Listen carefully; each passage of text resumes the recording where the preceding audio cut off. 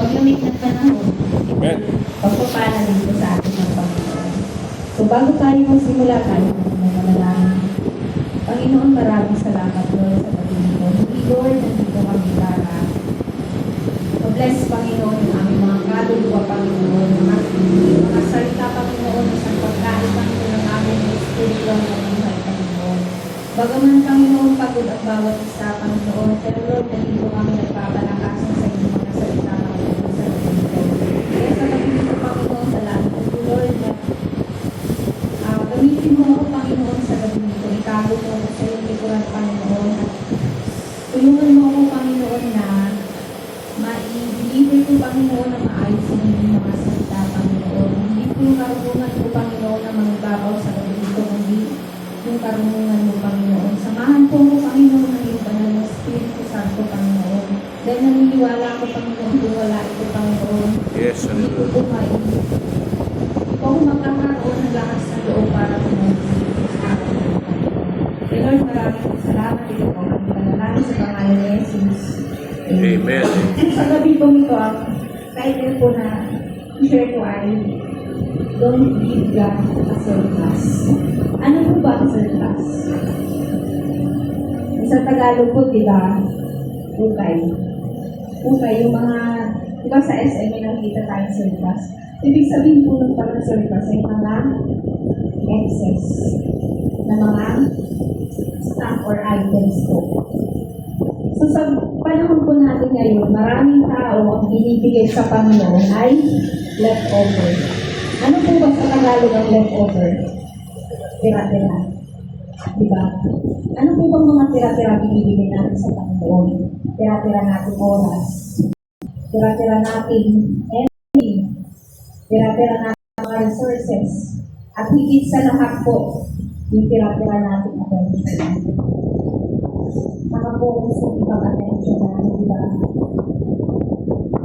Mas marami tayong oras sa social media kesa sa binibigay natin sa Panginoon. So kung tanong po, meron na tayong tira-tira na binibigay sa ating Panginoon. Pero Panginoon po, hindi po naghihingi sa atin ng tira-tira lang.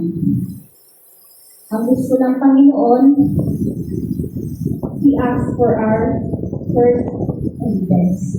Ito yung hinihingi sa atin ng Panginoon sa atin. Kung sa gabi po ito, sa pamamagitan po ng kanyang mga salita, mauunawaan po natin kung paano po natin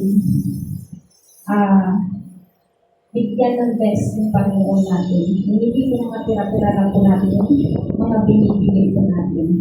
Dahil deserve po ng Panginoon natin yung best po sa Kanya. Amen. Hindi lang po yung natitira lang na sa buhay ko natin na yung tira natin oras, Lord, ito na lang yung time ko sa'yo. Ito na lang yung bibigay ko sa'yo. Minsan, aminin na natin hindi. Bilang worker, nakakaramdam tayo ng pagod. Yung prayer natin, minsan nakakatulog na natin.